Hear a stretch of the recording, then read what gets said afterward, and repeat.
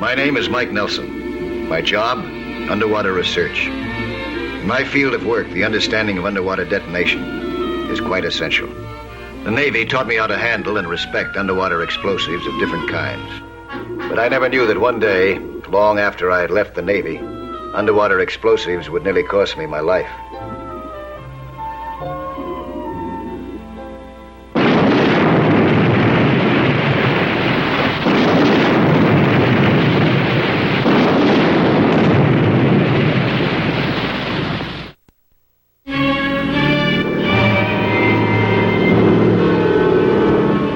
I had received a telegram asking me to charter an amphibian plane and fly up to the operating headquarters of the Hodges Engineering and Contracting Corporation in Canada. The wire didn't say what the assignment was. I would be told when I got there. If I didn't care to stay after that, I would return immediately with all expenses paid. When the amphibian landed, I was transferred to a launch and taken out to a barge moored in the channel.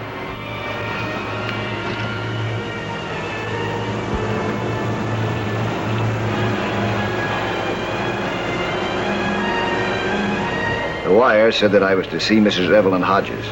It didn't say that she was a very exceptional woman. Exceptional in a lot of ways. And with a very exceptional assignment for me. But she came at it very indirectly. Mr. Nelson, I'm Evelyn Hodges. Good to see you. Mrs. Hodges, nice to see you.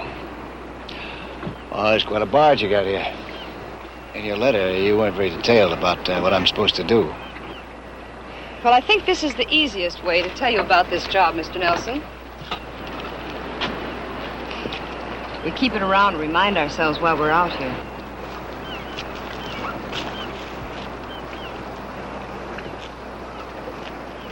Oh, yes, I remember this.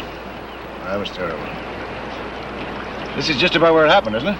We're moored directly over the rock that sank this ship. Up here we call it Killer Rock. In the past 90 years, over 75 ships have gone down here. At least 1,000 people have drowned. Mr. Nelson, this is one of the worst shipping hazards in the world. Let me show you what it looks like.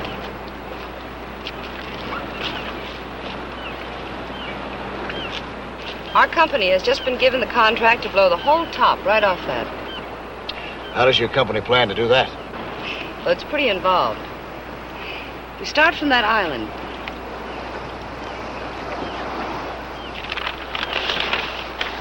Right here. Drill a tunnel down here, across the bottom, up into the rock, and fill these tunnels with explosives. Oh, that's pretty ambitious. There's been talk about doing this now for some time, isn't it? Yes. Other companies have been offered the contract and turned it down. Russ, my husband, is our chief engineer, and he's determined to lick it. But he needs help, Mr. Nelson, and that's where you would come in. I guess I'd better tell you about it as long as Mr. Hodges isn't here to do it himself. Well, where is Mr. Hodges? Somewhere below us right now. Alone. The diver he worked with quit.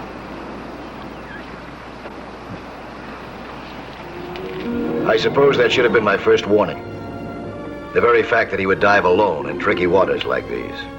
No diver should go down without a partner. I sometimes do it when I don't want to involve others in danger. But just the same, it isn't right.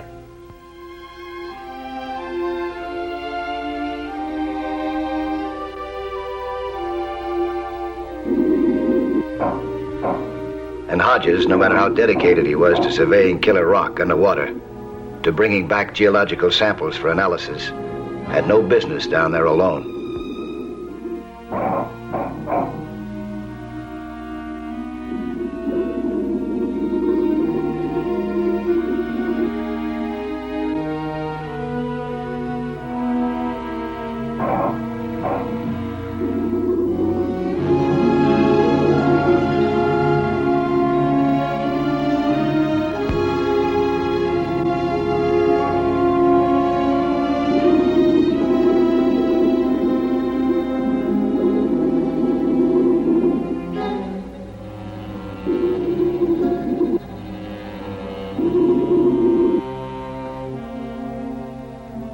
What finally brought him up was the need for a fresh supply of air.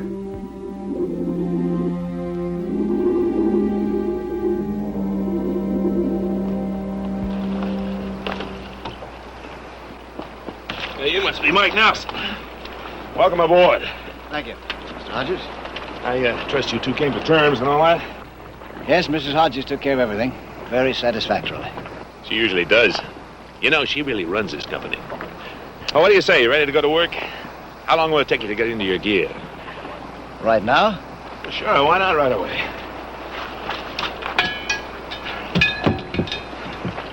Well, as your new diving buddy, I'd like to make a few suggestions first. All right, go ahead. That weight belt of yours. What about it? Wearing the outside of your harness, you know that. You got no safety release on it. What's going to happen when you're down there and you want to get rid of it all of a sudden? I tell you, Mike, I don't think I'll be in any kind of a situation that I can't handle. You better have a safety release on that. And wear it in the outside of your harness, huh? Okay. Now can we go to work?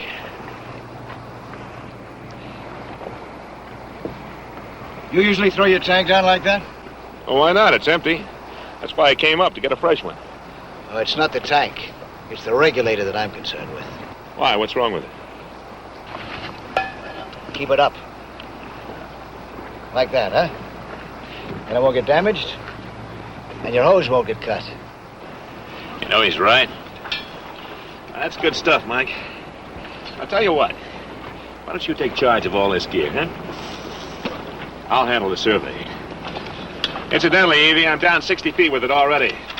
If Mr. Nelson would just get into his gear, I'd like to start where I left off, huh? I hope you don't mind my making suggestions.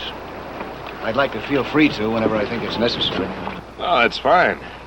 As long as it doesn't involve a lot of diving falderall that's going to slow us up. Well, come on, Mike, let's get wet. You can change over in the boat, huh? I'll be right with you, Mr. Hodges. Russ!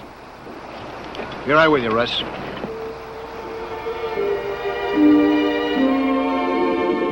Before we went down, I felt sure there'd be trouble. Underwater, I felt it even more surely. Russ wasn't content to swim at a normal pace. He charged along as if he had to break speed records.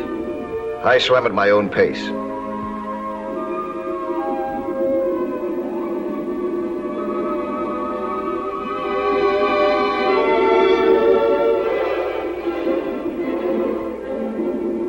Ahead of us, we could see the wrecks of ships that had died on Killer Rock. A frightening reminder of the importance and urgency of our job.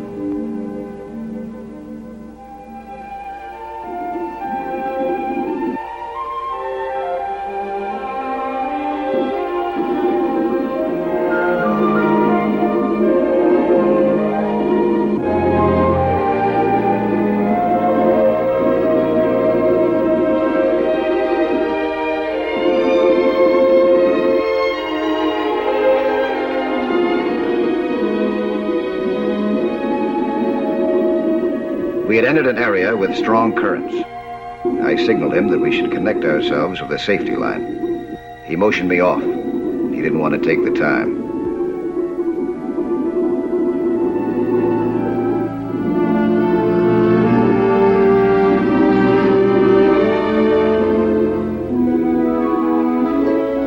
Our first crisis was coming fast. For deep below the surface, a tremendous discovery was waiting for us. Russ saw it first. At least 90 feet down. The mouth of a cave that seemed to lead right into the rock.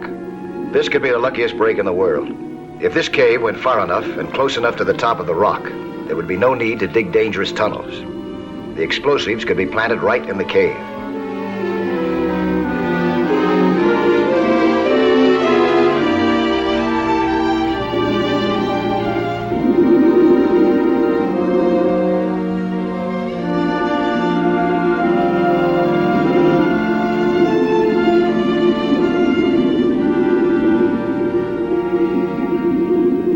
Russ couldn't wait to investigate it. He couldn't tell much from the outside of the cave.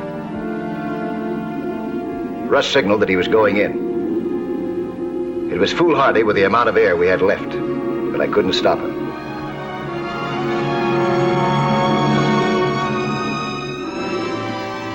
I didn't know what was in that cave, or what might happen in it. But whatever Mr. Hodges was getting himself into, I wasn't going to be far behind.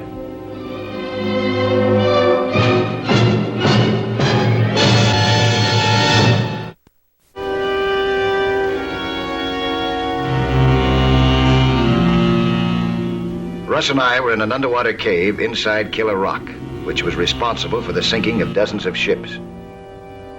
If the cave was long enough to fill with dynamite, we could destroy Killer Rock forever.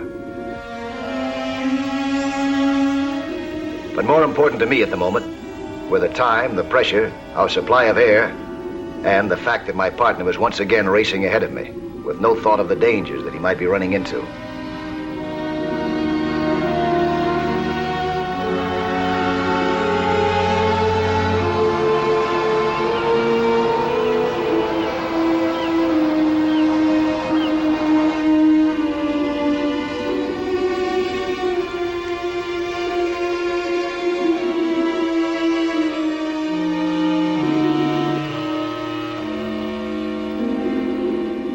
It didn't take Russ long to create his own danger.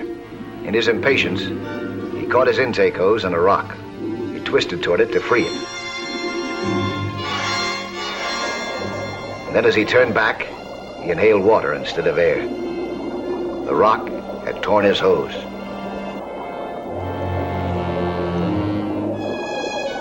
He panicked.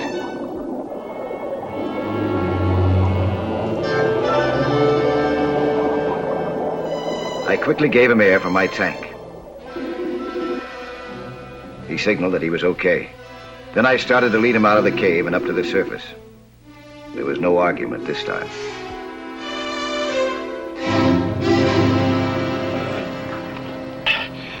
Oh, honey, you sure had the right idea when you sent for Mike. He just saved my life. Thanks, Mike. Your husband's a good diver, Mrs. Hodges. It's just that he's in too much of a hurry. He's moving too fast. We found a cave. It can be a shortcut for the entire project. All we have to do is fill it with explosive. If it's near enough to the top of the rock. Well, we'll find that out just as soon as I have a few seconds rest, huh? No. We're going to lay off till this afternoon. Then we'll go down and take a look. Okay?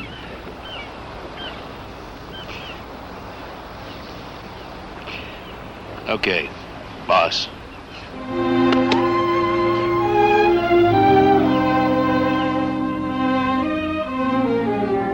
We explored the cave together, this time my way. We took samples of the rock.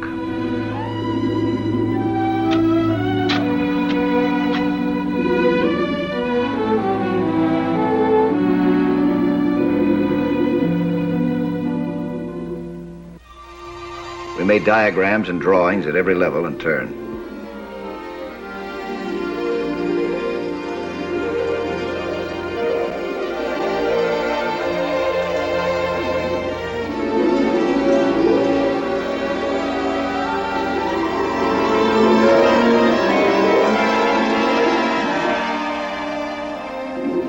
We made a complete record of depths and made careful measurements of distances.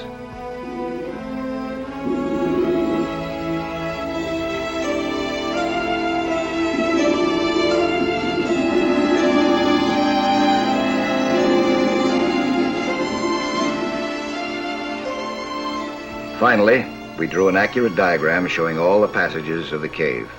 The structure of Killer Rock was everything that Russ had hoped for. There was just one hitch. What's the problem, Mike? Oh, this amount of rock above the caves, it means that it would take at least 20 tons of neotrophene Y3 to blow it. Well, we've got 20 ton. No, that's not the problem. It's getting it in there. See those narrow areas? Here. It'll mean that only one man at a time will be able to get through those passages. And we can't get enough neotrophene in there before winter stops us. That means more ships might go down. Unless we use something else. Liquid nitro? Yeah. Forget about liquid nitro. It's too unstable. Evelyn, you know as well as I do, a gallon of liquid nitro is equal to a whole ton of dynamite. But dynamite is safe to work with. Liquid nitro can go up any time with just one sharp jolt. And I know who you think is going to take that liquid nitro in. You. No, Russ. I won't hear of it. Now, look, just one man working alone could get enough liquid nitro into that cave to blast Killer Rock off the face of the earth once and for all, and in plenty of time. Honey, don't get mad. I'll leave it to Mike. Am I right or wrong? He's right. It could be done. Just about 20 dives. Yes. If he didn't blow himself to Kingdom Come first. Oh, Evie. Have you ever worked with liquid nitro, Mike? Yeah, as a matter of fact, I have. What your husband wants to do would be dangerous, but it's possible. You could put each bottle of nitro in a separate can, surrounded with sponge rubber, made shock absorbent in every possible way. Only one man would be allowed to handle it. Always the same man. He's very, very careful. Could be done. I just won't allow it.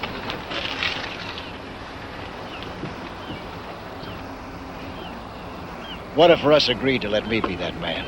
I would still say no. Absolutely not. You'll need a safety man, Mike. That'll be my job. Now, honey, that's how we're going to do it. Oh, why can't you wait? Why? You know very well. This is why.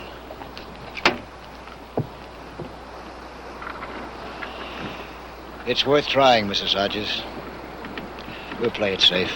Trust me, huh?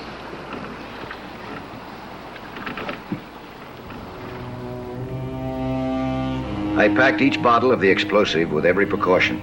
Even so, I knew that liquid nitro was so unstable it could be exploded even by a badly timed hiccup. I handled each one of those cans as though it was a day-old baby. No mother ever gave anything such loving care. They say a good diver should be able to hold his breath underwater for long periods. On this job, I didn't need anything else to make me hold my breath. It was all I could do to keep breathing. The passages into Killer Rock were long, but while I carried the nitro, they seemed endless.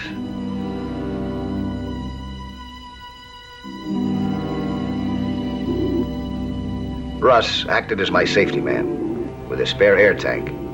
If I didn't return by a prearranged time, he'd come after me. He felt honor-bound to share the risk, but almost as much as anything else, I was afraid that he'd try to help me when I didn't need help.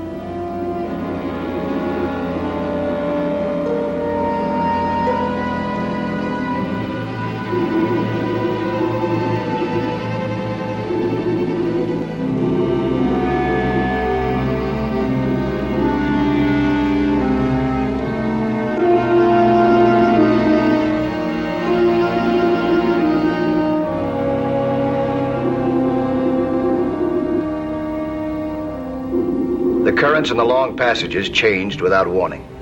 One updraft knocked my head against the roof of the cave. The can slipped from my hands.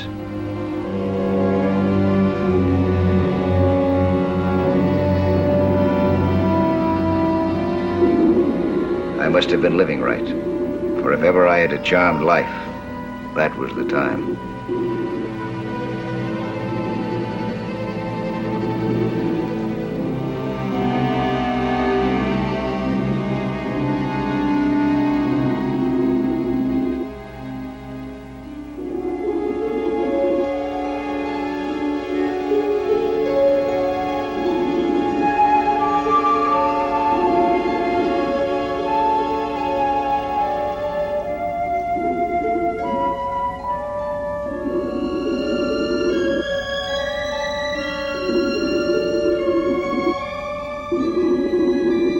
It seemed hard to believe. I was carefully putting the last can in place.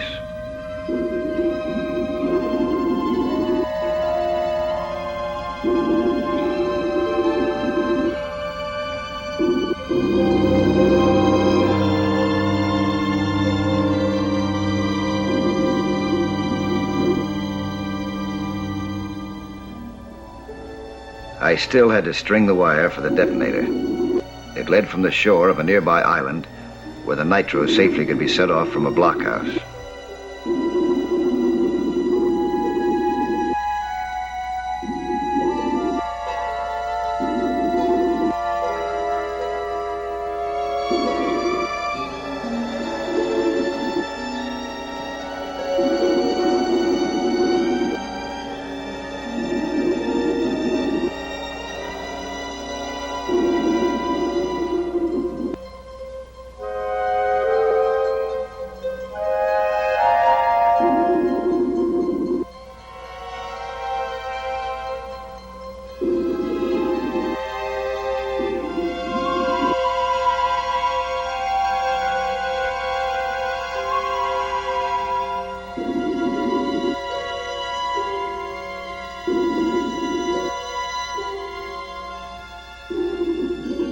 All I had to do now was connect the wire to the terminals of the detonator can.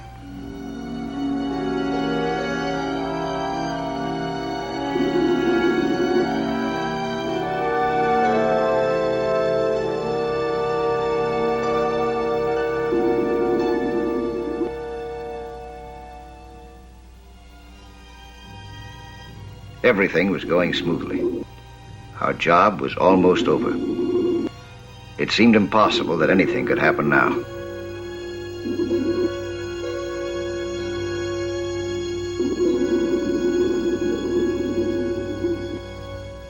Suddenly I saw it. An electric eel, nibbling on the detonator wire. The shock he could deliver could knock a man unconscious, and it wouldn't take nearly that much electricity to detonate the cave full of nitro. I watched the eel and held my breath, trying to think. If I moved toward him and frightened him, well, goodbye, Killer Rock. Goodbye, Mike Nelson. Goodbye, Russ Hodges. The thought of Russ made it worse. He was waiting outside the cave, and the time agreed upon was almost up. If he came tearing in from the other side, the eel would be just as likely to fire his charge.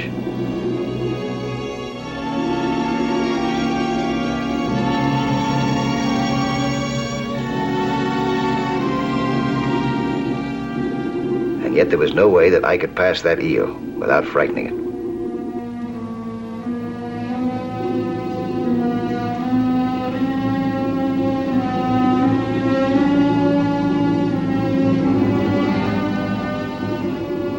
Time was running out. The eel was still there, still in contact with that wire. And I knew that Russ was starting toward us now.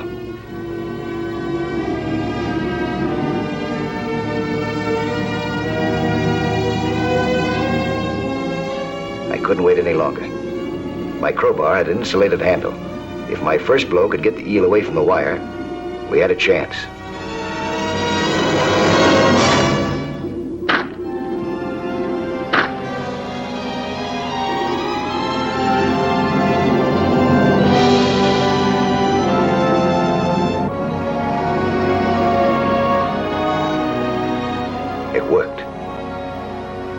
Killer Rock had lost its last chance to kill us.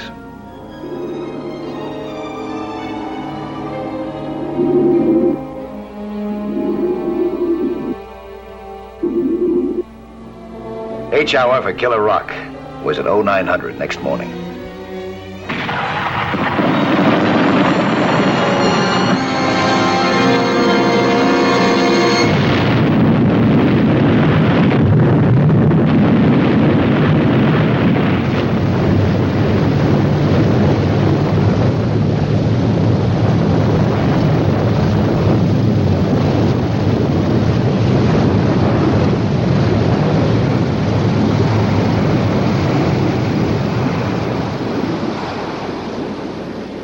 The killer became the killed in one of the most awesome explosions this side of the atom. And the headline that served to remind a man of his duty was now at last truly a story of the past.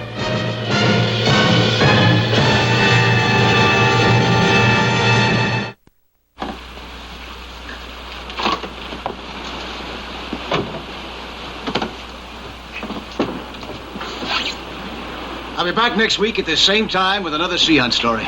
Plan to be with us again, huh?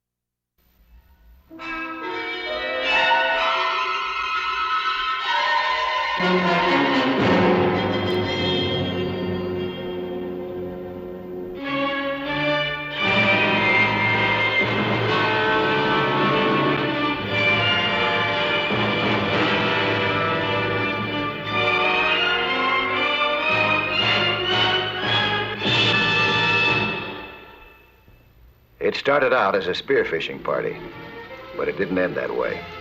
It ended with my flight for dear life and being chased by a man with a scooter and a double-barreled spear gun.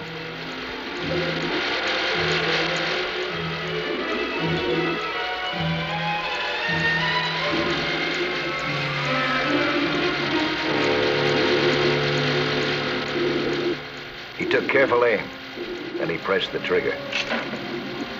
Luckily for me, the currents were strong, and he missed me by an inch. And there was a cave where I could find refuge.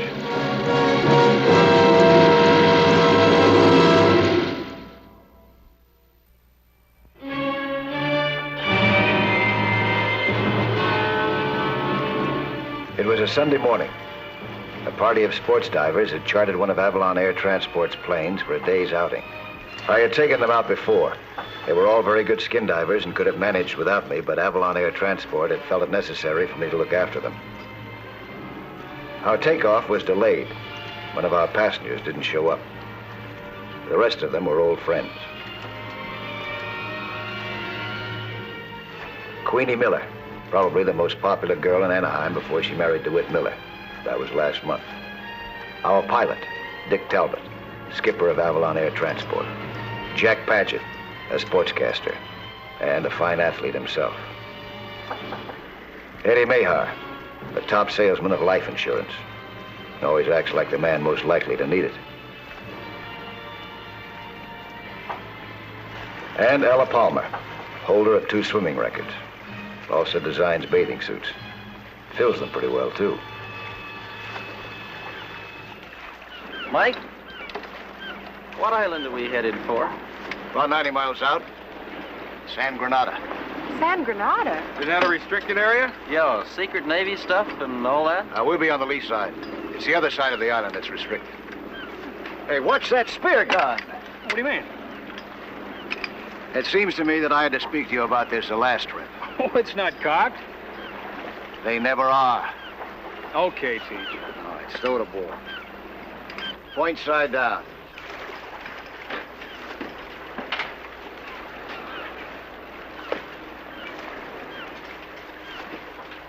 What are we going to do about our missing passenger? He's a half hour late. Bill Richards, checked in 2 weeks ago, no cancellation.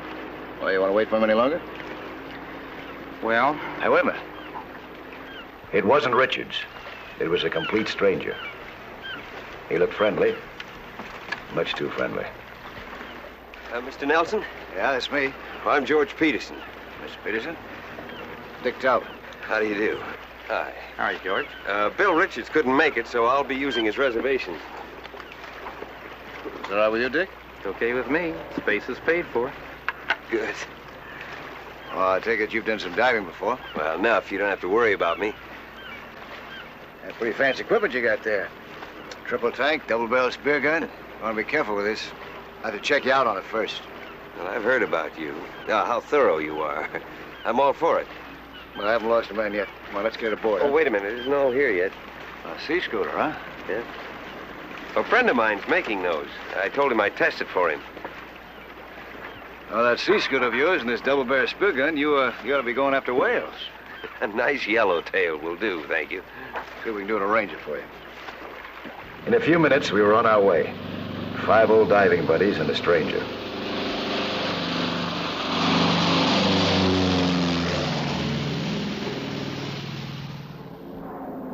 We were headed for San Granada Island. We found a good spot half a mile offshore. I knew every inch of the bottom. We were above safe skin diving grounds. My first duty was to give our newcomer a thorough checkup, especially with the scooter. He handled himself well and followed my instructions.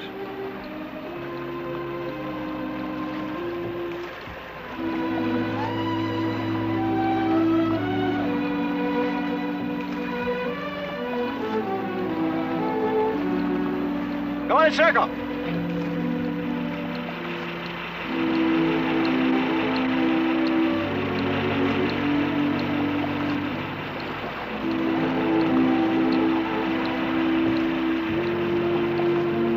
That's fine. Now go under.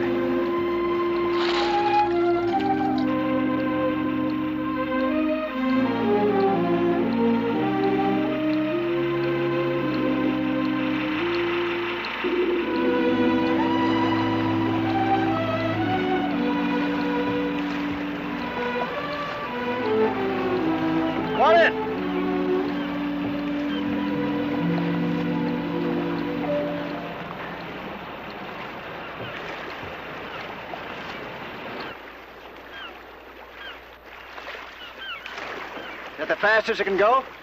Yeah. She handled pretty well, but not much speed. You know, you could get just about the same effect by hitchhiking on a turtle. Okay, Mr. Peterson, you can use it. At that rate of speed, you're not apt to hurt yourself. Or anyone else for that matter, but I am going to have to ask you to cruise only in reasonable circles and away from the others. With the exception of your own partner, of course. Thank you. But don't go very far off now. If anything happens to you, I want to be able to take care of you. You're my responsibility, you know. That's understood. All right. Now, let me see. We might as well get paired off here. Queenie and DeWitt. Can't break that up. You couldn't. George hasn't been out with us before. Ella, you better go with him, huh? Jack, you buddy up with Eddie. Well, thanks. I don't deserve it. Well, that does it. Just remember now, huh? Stick close to your partner. Don't let him out of your sight for a minute. And, don't take any chances. Let's have fun. Get wet, huh?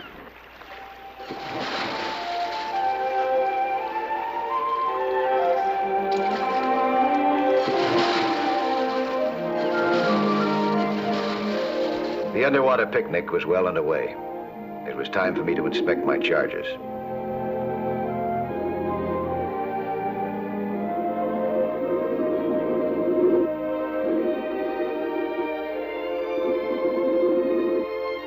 Eddie and Jack had cornered a fair-sized sea bass in a cave. Eddie's aim was good. The fighting fish stirred up the bottom. Eddie held on. He had no intention of losing a tasty dinner.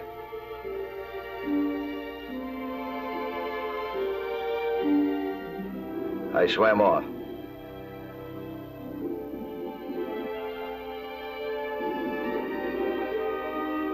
Queenie and her husband were swimming together, hand in hand. This was their underwater honeymoon. They left the fish alone and admired the underwater scenery.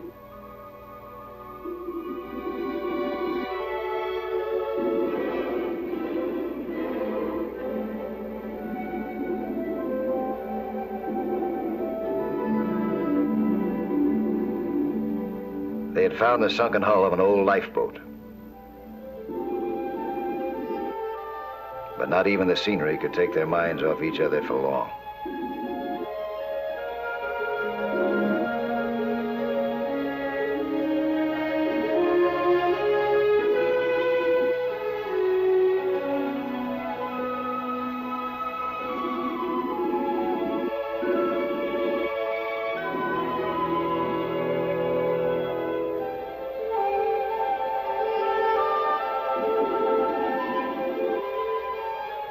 Ella and Mr. Peterson were getting along fine.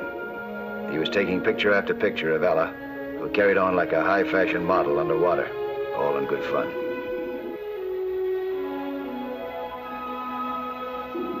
I didn't know then that Mr. Peterson had his camera along for a different purpose. I joined them in their fun, but Peterson didn't seem to appreciate my intrusion.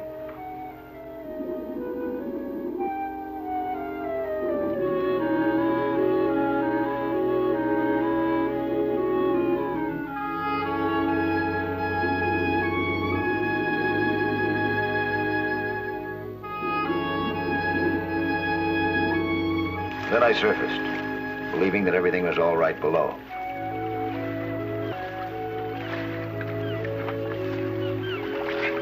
How's your gang getting along? Ah, they're having a ball.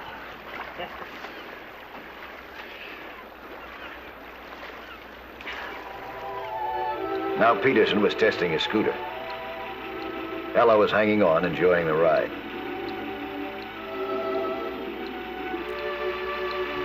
Suddenly, she sighted a turtle.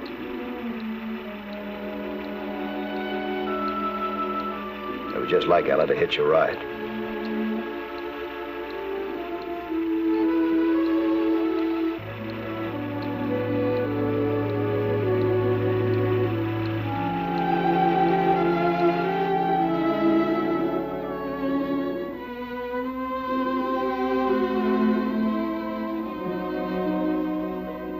She was determined to give a race to the scooter, but the turtle had a mind of his own and carried her in a different direction.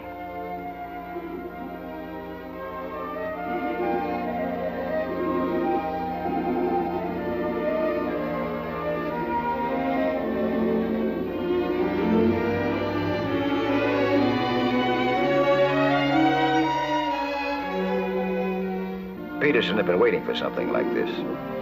The truth was that he had wanted no part of the buddy system. With nobody watching, he turned on full power. The scooter had a lot more speed than George Peterson had revealed to us before. Enough speed to go after shark, or even bigger game. How much bigger and more deadly, we didn't know just then.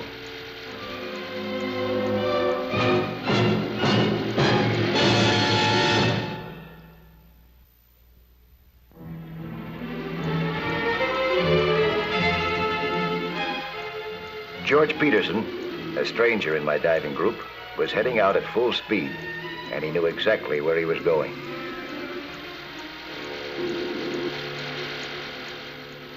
Meanwhile, Ella couldn't find her buddy. George Peterson was nowhere in sight. Out of sight, out of reach. Ella was looking in all directions. She couldn't understand what had happened to George.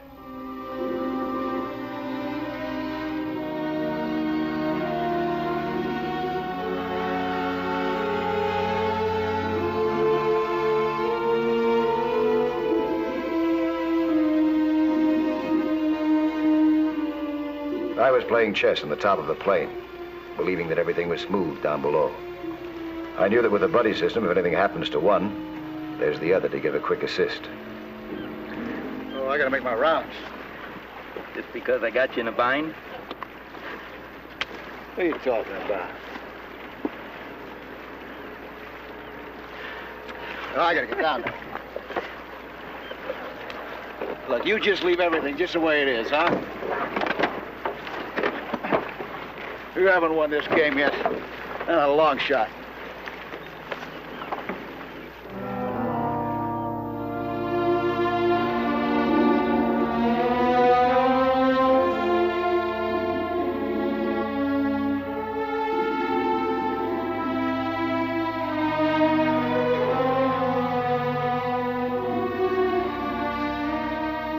I hadn't been down long when I spotted Ella. I could see that something was wrong.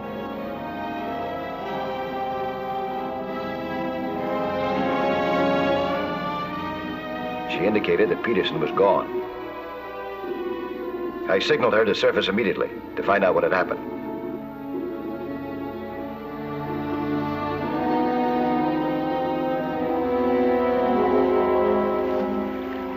How long ago did it happen? 10 minutes anyway, maybe 20. Did he seem to be in any trouble? No, he was just lazing around on his sea scooter about 20 feet from me. Everything seemed to be fine. What was he doing? Was he using his spear gun? No, nothing. That's just it. What about calling in the Coast Guard? No, not yet. He's probably just giving that sea scooter of his a workout. See, he's got 3 tanks, so he's got plenty of air. Well then, why don't we just wait around a while and give him a chance to turn up? Still he could be in trouble. Then I'll take a chance. I'm gonna have them all resurface. That way, if we see any bubbles, we'll know they belong to him. You get Queenie and DeWitt. You'll find them in the area of that rock. I'll get Jack and Eddie. While we were worried about him above, he was getting away from us below at an underwater speed of 12 knots per hour.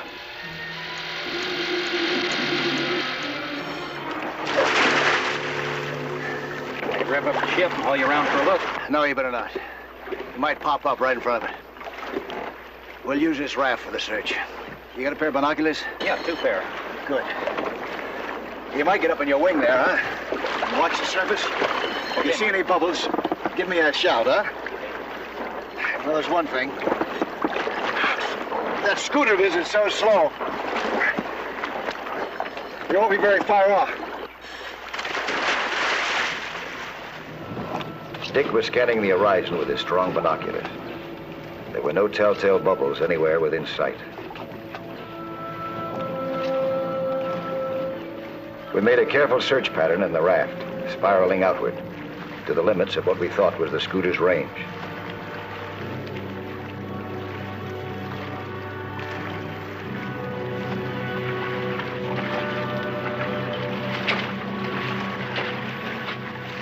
No luck. What about you? We didn't see anything either. Let's take the plane up, huh? Good. Sometimes you can see down in the water much better that way. I'm going up with Dick. The rest of you keep working from the raft, huh? Or offshore. Cover the same territory that you've been covering.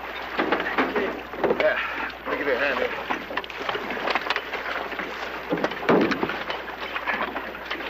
All right, now, if you see anything, send up a flare.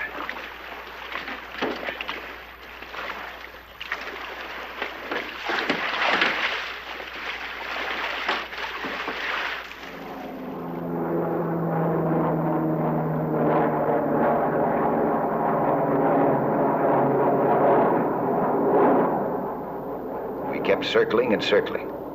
No luck. I could see the raft searching, too. I was hoping to see a flare shoot up to tell us they had found something, but no sign.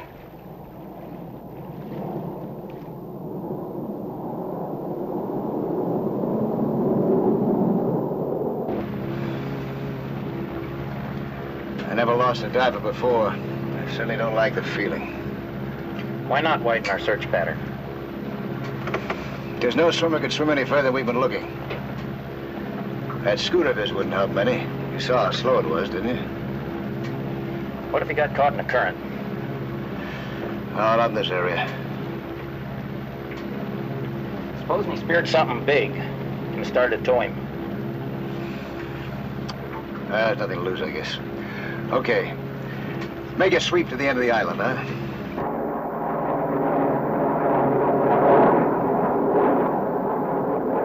We were flying low, but there was no trace of Peterson or his bubbles anywhere below.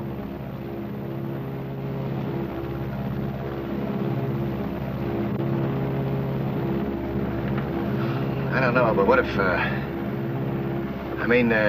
you suppose that he could somehow have gotten into there?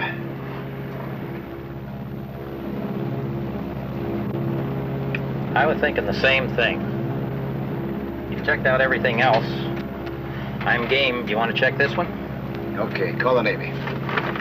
Ask for special permission to enter, Zone 1.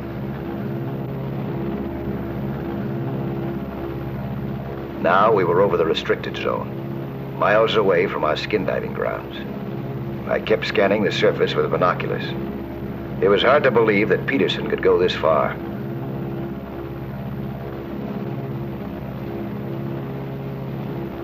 Suddenly, I noticed something on the ocean surface.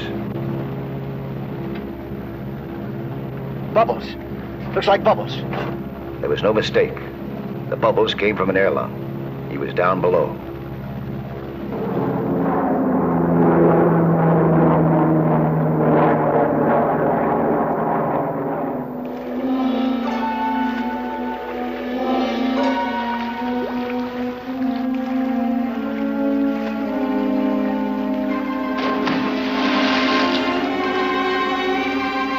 I swam toward the spot cautiously.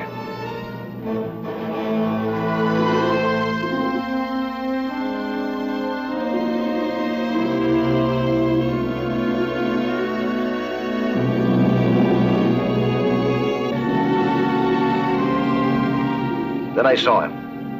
He didn't see me. He was too busy taking pictures. At first, he looked like a harmless camera bug, until I looked beyond him and saw what he was photographing. A very secret underwater installation. A new kind of platform to launch rockets from below the surface. He changed his position to snap it from another angle. Peterson had come a long distance underwater to take pictures of a weapon that was top secret. The films in that camera of his were pure dynamite. I knew one thing. I had to take him by surprise.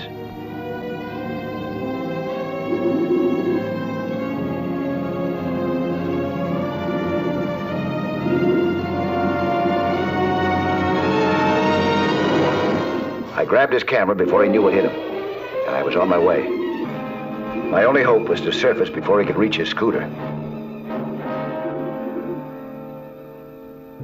But his reflexes were fast, and he got his scooter going before I had a chance to swim very far.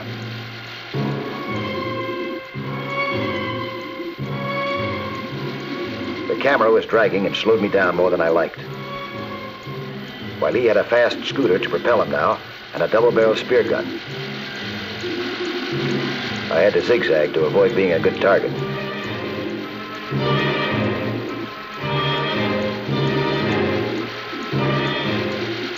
Then I saw a cave. If I could get inside that cave before him, it could mean my life. He saw the cave, too. He aimed and pressed the trigger. The card was strong, deflecting the spear. He missed me by a few inches.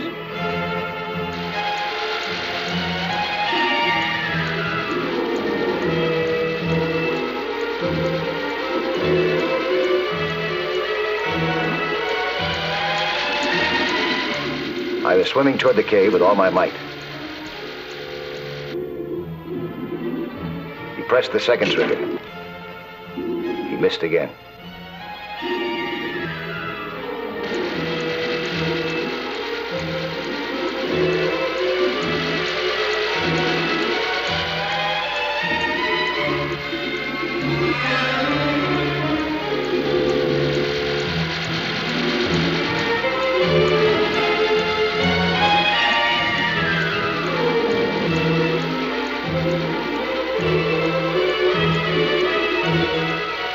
He was right behind me when I disappeared into the darkness of the cave.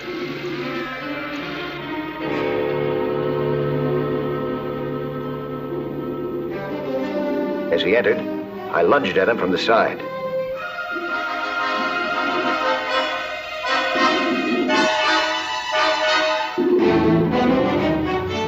He fought with surprising strength, but I knew what I was after.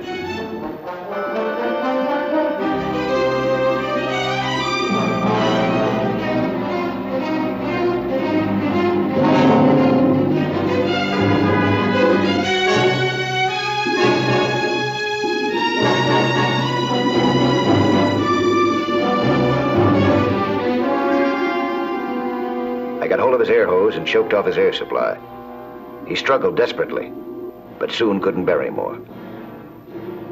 Without air, the strongest man goes limp and defenseless. There was no fight left in him by the time we surfaced. He was smart enough to know that the jig was up, especially when he noticed the gun in Dick's hand.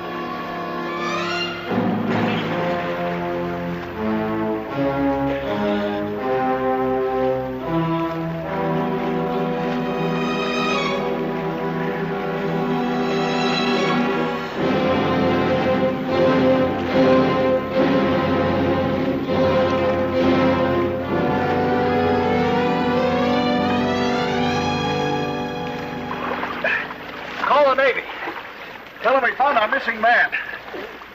Also some first-class photographs of the underwater launching platform. Espionage, huh? He give you any bad time? Not for long. Go on, get in there. Keep your gun on him. I'm going back down.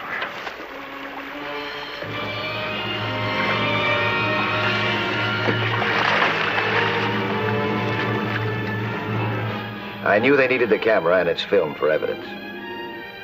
I went back to the cave to get the camera and the scooter.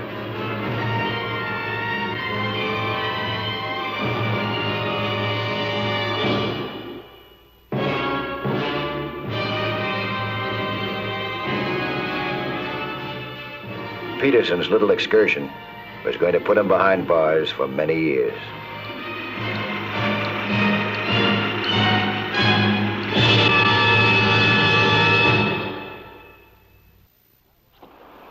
Hi there.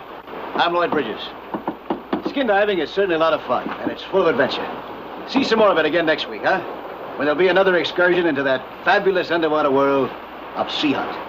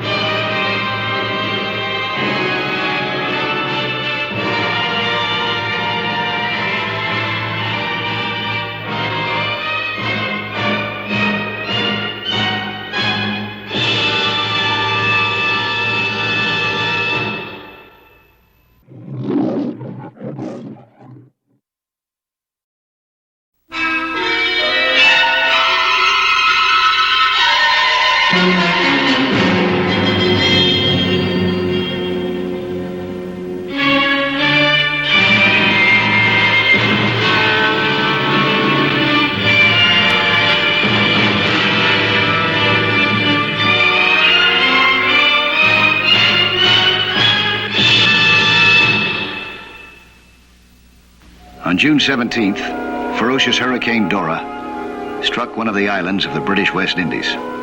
Ocean-going ships were crushed like toys and tossed up on razorback reefs.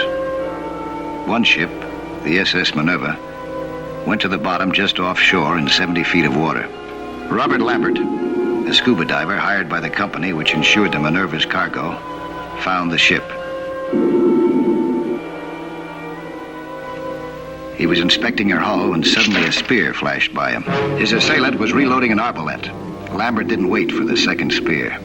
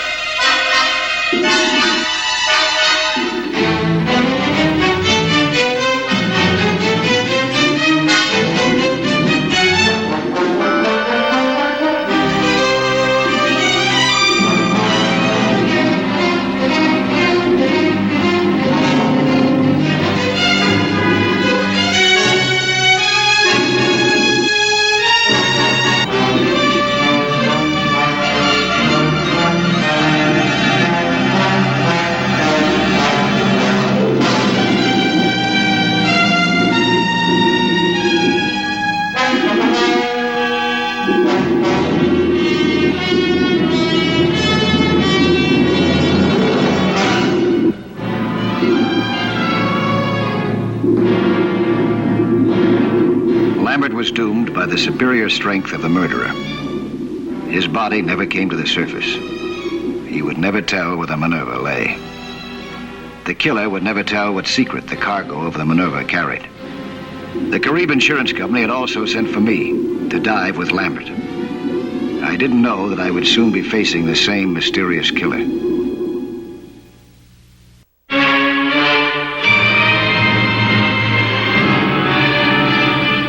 A seaplane brought me from Silver Springs to the island. Bad weather in the wake of the hurricane delayed the flight. When I finally arrived expecting to meet Lambert, I was sent instead to appear on the waterfront. Hello, Mike Nelson? That's right. Mr. Hanson of the Carib Insurance Company? Yeah. I see my secretary trying to get a hold of you. At the hotel. I'm sorry that I missed Lambert this morning. I was about 6 hours late getting in. Lambert here? No, that's why I'm down here, to identify his boat. They found it on the rocks. Empty. That's all we have found so far. This is Inspector Saunders, the island police. Mr. Nelson. How do you do, Mr. Nelson? Well, you suppose that he's trapped down there in the Minerva? Well, we don't know. Did he mark the spot? We haven't found a marker. There's only one other man who knows where the Minerva went down.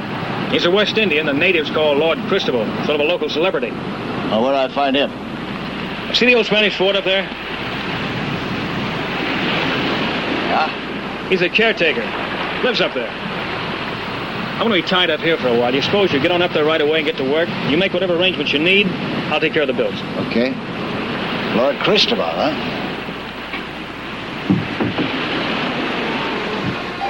The fort was a massive relic, over 500 years old, filled with blind corridors and stairways that led to nowhere. If Lord Cristobal was here, I didn't seem to be able to find him.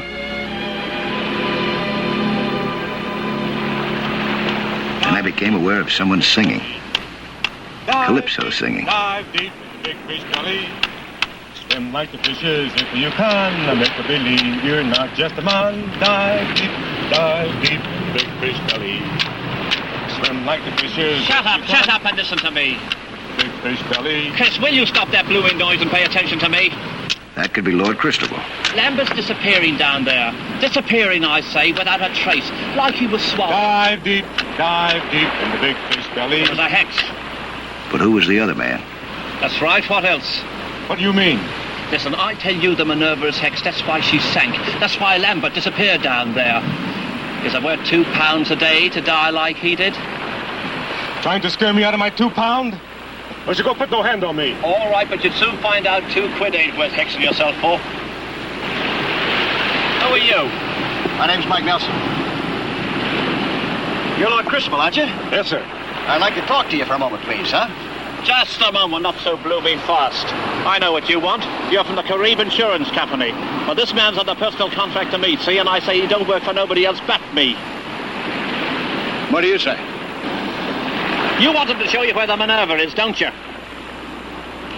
Now, what if I do? He's got no diving gear. Let's go someplace else and talk, shall we? You're hexing yourself, I tell you. Do you think this charm will save you? Hexing yourself? What are you talking about? He says that's why Lambert didn't come up. Ha, that's nonsense. Is it nonsense that he'll starve after you've gone?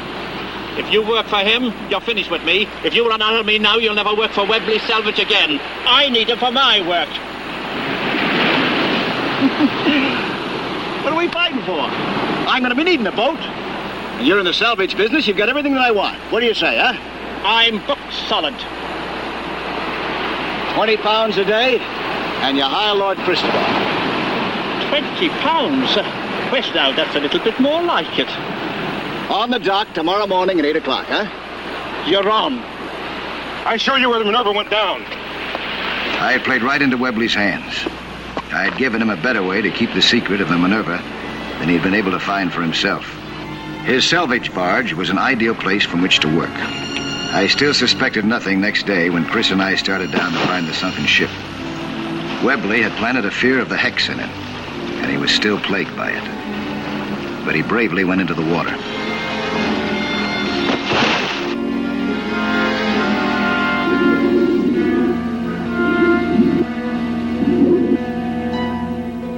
With Chris and me safely out of sight, Webley began preparing my death. He already had the murder weapon aboard the barge, the most innocent-looking weapon in the world, the diver's most valuable tool, the compressor, used to fill scuba tanks with life-giving air. Webley was preparing to change all that.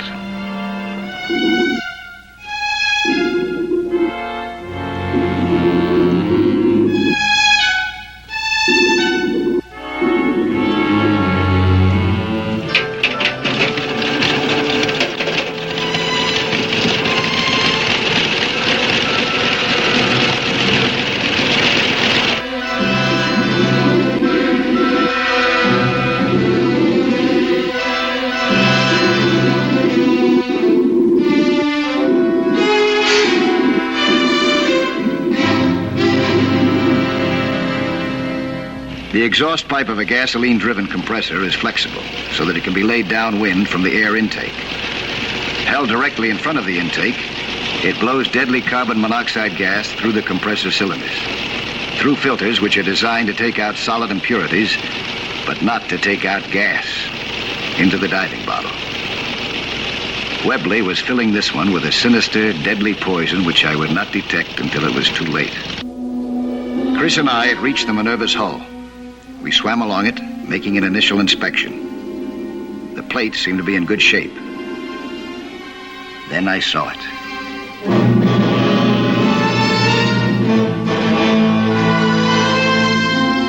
Half-inch steel plates ripped open as though made of paper, ripped outward. That could mean only one thing, an explosion from inside. We would try to get into the hold from up on deck. I gave the signal for Chris to follow me.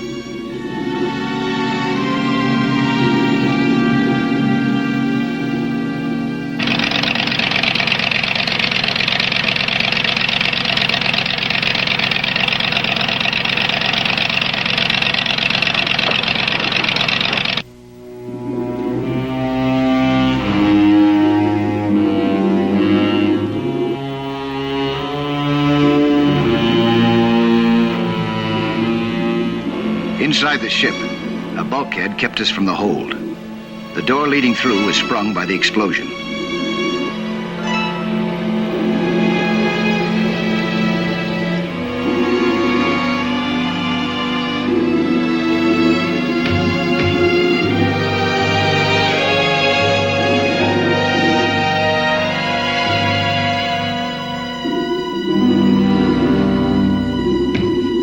There was only one way to get into the hold. we would have to cut our way in with a torch. We started for the surface.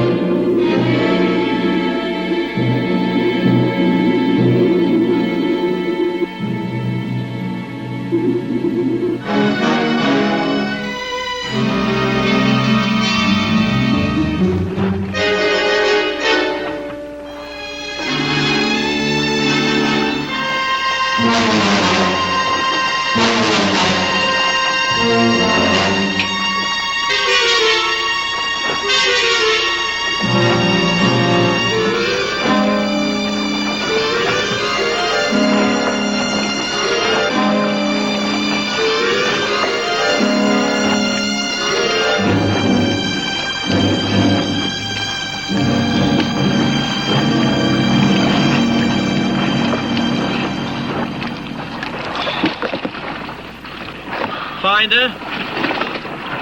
Yeah. With a hole in her bottom. Oh, went on a rock, eh? No. An explosion on the inside. I'm gonna try to get in. I'll have to cut through a bulkhead. You rig for it? Yeah. Break out the cutting torch.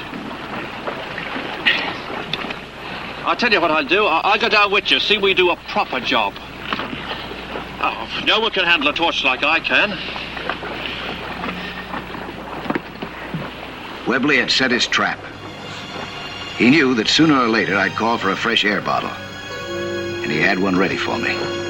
2,200 pounds per square inch of choking, lethal poison gas.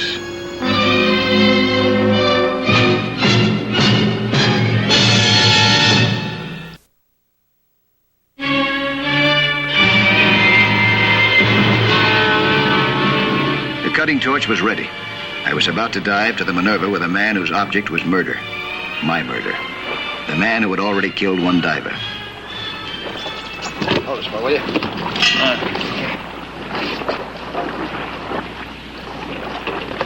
Okay, I'll take it down. All right.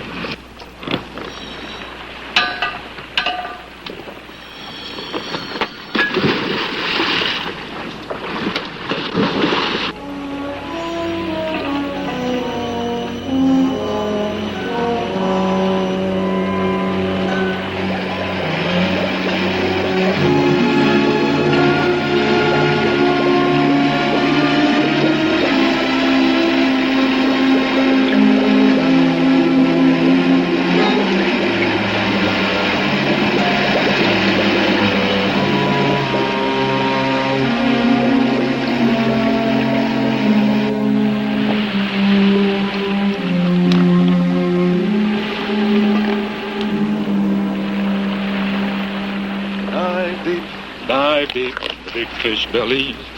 Swim like the fishes if you can. Make believe you're not just a man.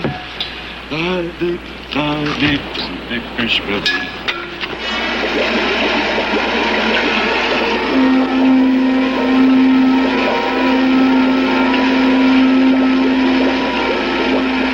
Webley put the torch to the first lug in the jammed door.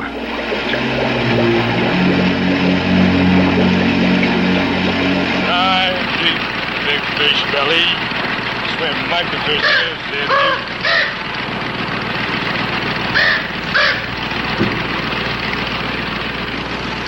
Go away, Black One!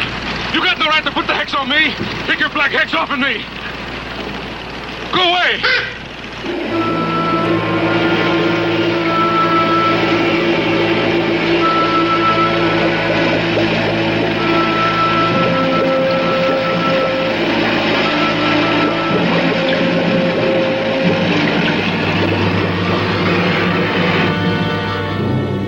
We could go through now.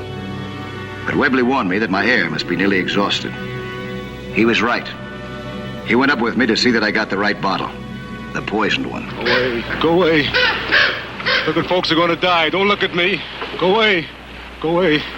Take your black hex off of me. Go away.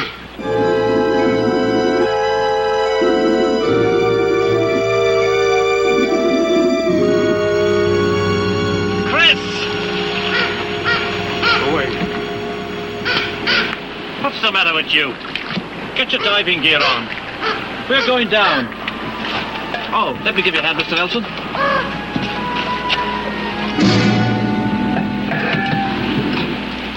Fresh tank for you, sir.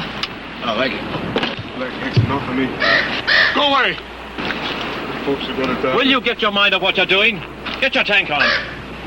Yes, sir.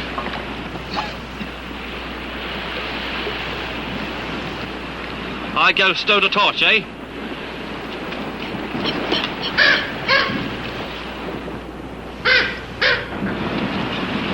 Yeah. Why don't you wear my tank? It's ready to go. Thank you, Mr. Nelson. What about this one here? Did you just fill it? Yes, sir. Give my regulator. Yes, sir. Ready to go? Yeah, we're all ready. I'm not superstitious. I don't believe in hexes or omens or signs. But what weird coincidences forewarned Chris of what neither the murderer or the intended victim knew. That he was diving with a bottle of poisoned air.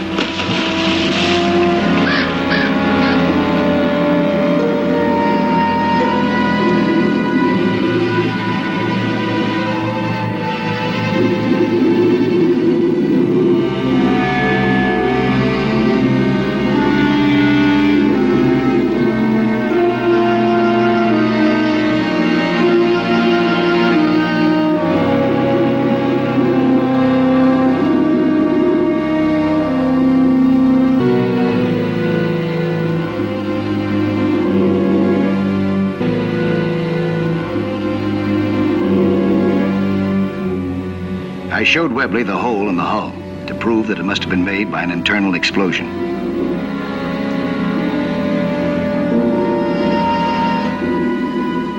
We left Chris outside as safety man and swam up to the hatch on deck. Carbon monoxide is odorless and tasteless. Although Chris began to feel its effect, he couldn't know why or what it was.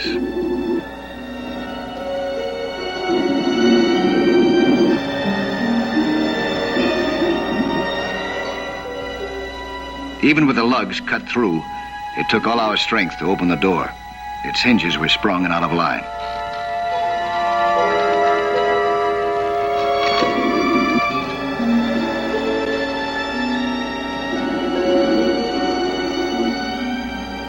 We swam into the hold and found it empty.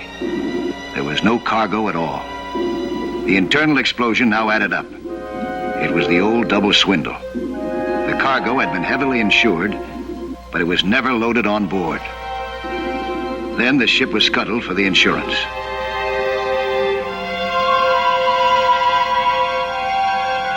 I suddenly saw it on the deck of the hold, the proof of fraud that the insurance company needed. A time fuse and detonator.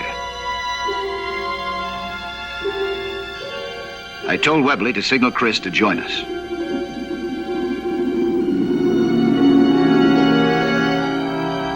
Chris saw Webley's signal and started to surface, planning to join us on the way up. Although he was weak and sick, he still didn't know why.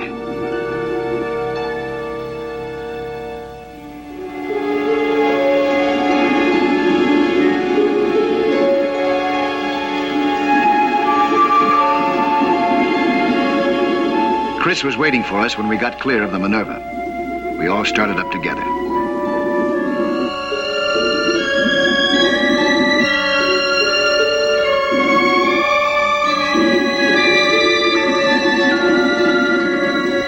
We didn't notice that Chris started to lag behind.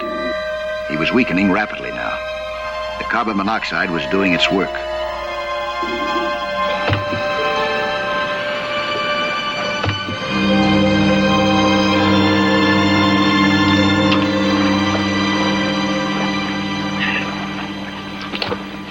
You feeling all right? Hey, sure, I feel all right. What? Well, when I was on the bottom, I was feeling kind of sick. I thought maybe you felt the same. There's Chris. Started up with us. Maybe he's in trouble. No. The same thing might happen to you as happened to him. Something in the water, maybe. What are you talking about? I'm captain of this boat, and I say you're staying aboard. Let go of me. I say you ain't going down. What's the matter with you? Your man's in trouble down there. So long as I'm captain, you ain't going down.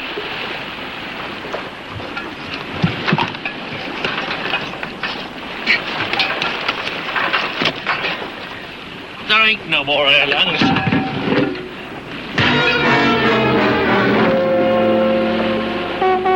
Ahoy there!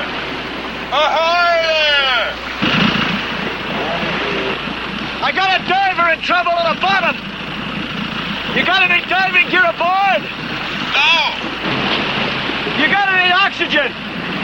We got a resuscitator aboard. Well, I need it. Hurry up!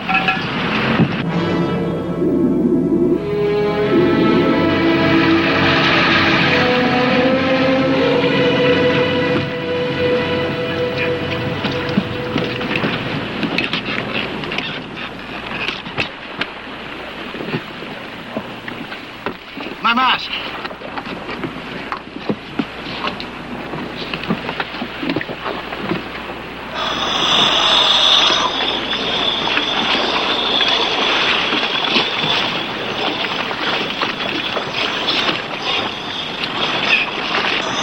What's he doing? Saturating his lungs with oxygen. Men have managed to stay down 8 or 9 minutes that way.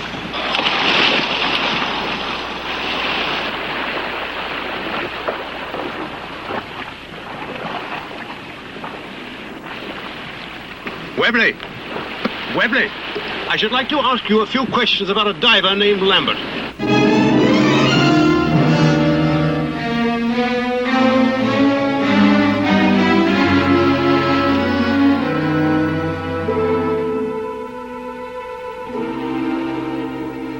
Even with my lungs saturated with oxygen, I had to watch my time carefully.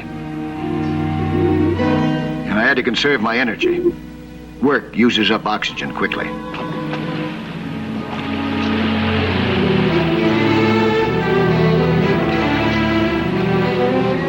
At the end of 3 minutes, I was beginning to feel the strain.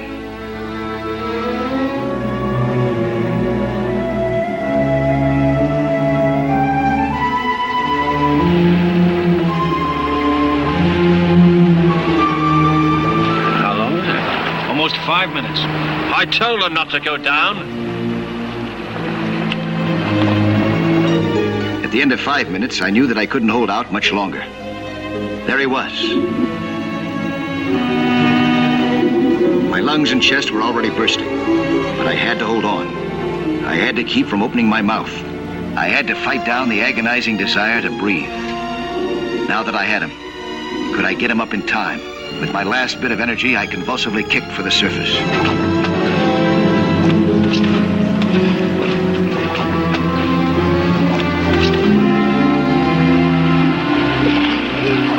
There he is!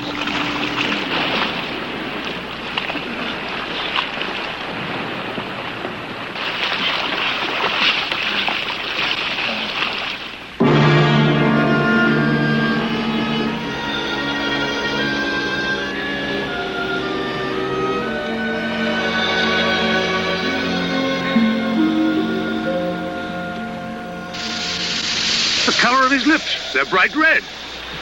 Yeah, it's carbon monoxide poisoning. Probably from that compressor. Turns the blood bright red, shows up in the lips. That's why he didn't want me to go down after him. I'm afraid there are some questions you'll have to answer about this too, Webley. You're okay now, Chris. You're okay. Yes. The black hex. The hex. There's no hex, Chris. And there's no Webley either. Not anymore.